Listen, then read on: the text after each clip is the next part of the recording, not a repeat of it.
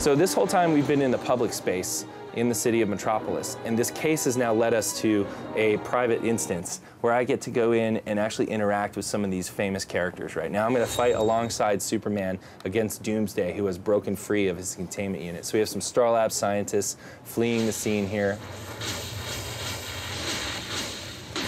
I'll trap this guy. Maybe we'll use my light fan, send him flying off into that area over there. So it's a little more defensive rather than just punching somebody until they go down. Again, physics is a huge part of our game. Improvised weapons. Take that.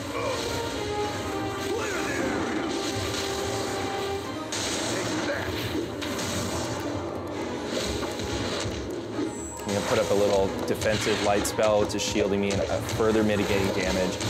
There's Superman there. We need backup. He's flying off to take care of some of these guys.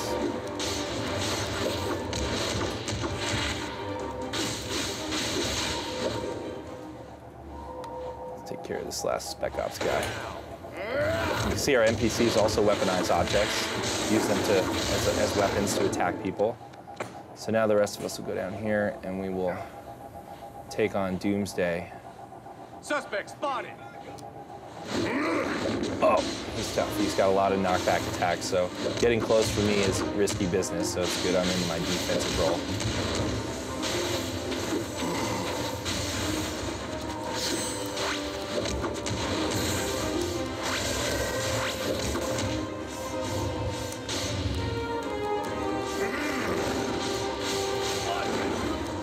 So by getting into these, following these cases, and getting involved with, you know, these characters and going into these playrooms, I get a really, really kind of intimate experience with them. And these are characters that I'll be in contact with throughout my career. They're the ones who contact me on my mission communicator. You know, Superman says, I need some help, Doomsday's out. I'll come down into this playroom, and he or me and my group will actually be involved with him or other members of the Justice League. They also contact you personally on these things, and they pay attention to your responses too. You have a relationship with these characters. If Superman, you know, or if Batman, you're in Gotham, he asks you, hey, I need your help down by the docks, and you don't go, and you know, you don't respond to his summons for that case. Next time he contacts you, he's gonna be like, you blew me off last time. I thought I could count on you. You know, and it's just a little touch like that. But obviously, you know, it's not a gate to the content or anything like that. He'll give you the case, but he's gonna be a little miffed at you and act like Batman would act. So let me really quick, I'll show you kind of the scope of the city right now and how far we've come in terms of realizing the city of Metropolis. This is just right now 1/5 of the city that we have up and running right now. So, get right up here. Here we have Midtown Metropolis. Oops. I need to get better at my own game. There we go. We have Midtown Metropolis. You can see some of the skyline in the distance. Here's Centennial Park below us. I'm on the Star Labs point of interest right now, and we have a little area that's going to bridge into Midtown. This is just 1/5. All this is explorable, totally seamless. There'll be all kinds of encounters in here with Metropolis characters like inner gang members.